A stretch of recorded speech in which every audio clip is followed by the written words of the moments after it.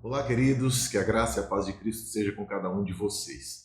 Nós vamos dar continuidade falando sobre educação de filhos, porém tocando numa outra área de muita importância.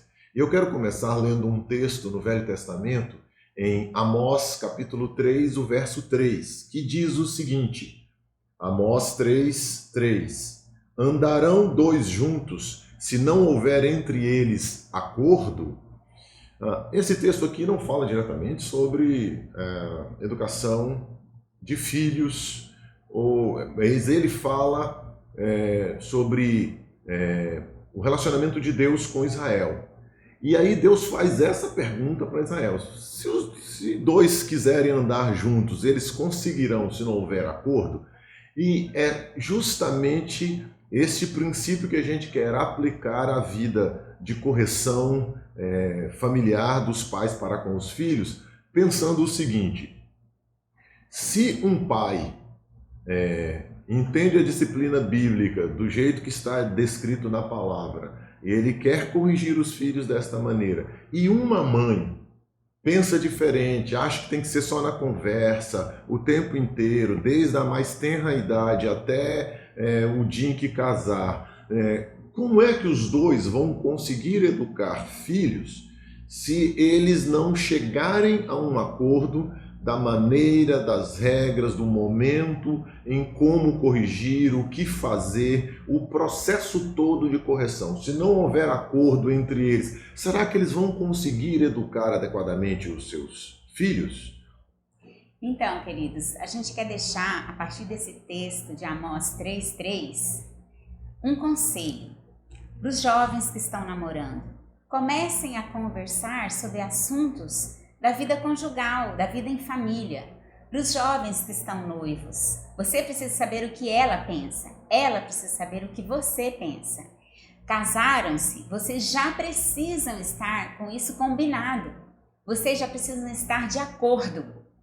Quantos filhos vocês terão, orando sobre isso, como vocês educarão os filhos, porque às vezes o pai chega, dá uma disciplina, faz uma correção, a mãe vira: não precisa de fazer isso não, você está errado. Tira a autoridade, exatamente, na frente. Tira a autoridade do marido, tira a autoridade do pai. Ou o contrário, a mãe estava ali com a criança cometeu um ato de rebeldia, de desobediência, a mãe começa a disciplina, o pai chega, interfere, tira a autoridade da mãe. Então a criança vai sentir que eles não estão de acordo entre si e ela vai fazer o que ela quer. Então, como andarão os dois juntos se não houver entre eles acordo? Marido e mulher, os educadores, se é um vovô, uma vovó, um tio, uma tia que cuida de uma criança, eles dois precisam falar a mesma língua, precisam sentar antes, precisam conversar sobre como disciplinar os filhos. Uma das maneiras que você pode fazer isso para dar início a esta conversa entre marido e mulher ou entre pessoas que são responsáveis pela educação de uma ou mais crianças é estudando juntos os princípios bíblicos. Por quê? Se eu e Joquebede começarmos a disputar o nosso ponto de vista sobre educação de filhos, digamos que a gente estava no final do nosso noivado para entrar no casamento, se a gente começar a discutir ponto de vista, gosto de cada um, maneira de cada um, a gente não vai longe, porque vai ser meu gosto contra o gosto dela. Então, quando a gente juntos vai à palavra de Deus e busca os princípios da palavra de Deus, não vai valer nem o meu ponto de vista e nem o ponto de vista dela, vai valer o ponto de vista de Deus. Vocês estão entendendo que é muito melhor os dois seguirem a Deus do que ficarem um brigando com o outro sobre o ponto de vista particular sobre a educação? Então, Joquebede tocou num assunto que eu queria reforçar aqui. Os filhos, no meu ponto de vista, são os melhores psicólogos para fazer análise de pai, mãe e de responsável. Eu não encontrei ninguém com mais capacidade até hoje de fazer uma avaliação rápida de como funciona o pai e como é que funciona a mãe. Por isso, se o filho perceber que o pai é mais light, ele vai sempre para o lado do pai de tal maneira que ele tenha as liberdades que o pai dá. Se perceber que a mãe é um pouco mais light, abre mão, inclusive da correção e tudo mais, ele vai para o lado da mãe com o objetivo de fugir dos processos disciplinares. Sabe por quê?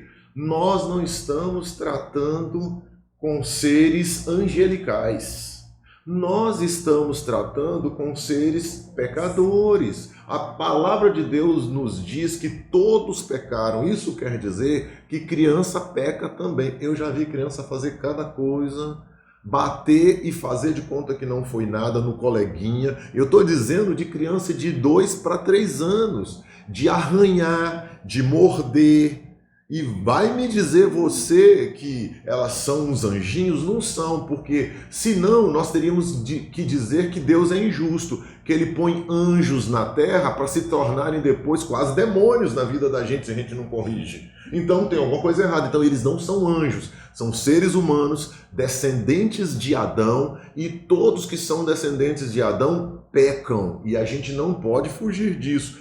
Por esta razão que a vara da disciplina retira boa parte desses efeitos deixados pela entrada do pecado no nosso coração. Então, a nossa defesa não é apenas por uma metodologia. A nossa defesa é pelo princípio bíblico, ou é do princípio bíblico que norteia a vida de correção dos filhos pelos pais nas Escrituras.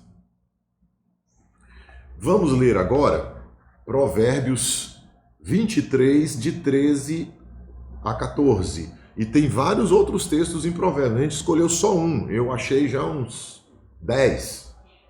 Não retires da criança a disciplina, pois se a fustigares com a vara, não morrerá. Tu a fustigarás com a vara e livrarás a sua alma do inferno. Isso aqui é pesado. Com a vara você está livrando a alma dela da morte. Aqui, possivelmente, estaria até falando de evitar que ela morra fisicamente por falta de disciplina, por não ter modos, por não saber respeitar, por não ter princípios. Mas a gente pode, inclusive, entender que a vara da disciplina ajuda até ela a pensar um pouco mais no relacionamento dela com Deus. Então, a nossa proposta para você é: volte-se para as Escrituras no quesito educação dos filhos. E você, vovó, fica aqui um lembrete para você: não interfira quando os seus filhos ou noras, genros estiverem educando os seus netos, porque eu já conheci muito vovô e vovó que entra na frente e diz: olha, no meu neto, na minha neta, ninguém bate. Isso é um desserviço para a responsabilidade daquele pai, daquela mãe na educação daquele filho. Eu sei que não pode ter exagero, não deve haver espancamento, mas não interfira, deixa cada pai e cada mãe cuidar. Por favor, querido, lembrando sempre a você, todo esse processo deve ser feito com oração, com coração quebrantado. Essa função de educar filhos não é fácil para os pais. E precisa de muita dependência de Deus e conhecimento da palavra. Nós sempre procuramos não corrigir quando a gente estava com raiva. Tem um dia ou outro que a criança apronta tanto que você dá vontade de pegar pelo pescoço. Mas aí você respira fundo, conta até 1000 se for preciso, acalma o coração, vai até o seu quarto, quem sabe você ore, peça a Deus sabedoria, e você só corrija quando você estiver tranquilo, tranquila, porque senão você vai exagerar na dose. E exagerar na dose não é bíblico. Aqui o texto diz que você não pode levantar a mão para matar a criança, para estragar a criança. Então, fica aí este lembrete. E o nosso desejo é que você não apenas tome isso como plena verdade, mas você volte-se para as Escrituras e pesquise um pouco mais lá. Você pode falar conosco, que a gente pode te dar algumas dicas depois. O lembrete para você também é: curta esse vídeo, compartilhe com pessoas que você sabe que precisam desse conteúdo. Que Deus nos abençoe.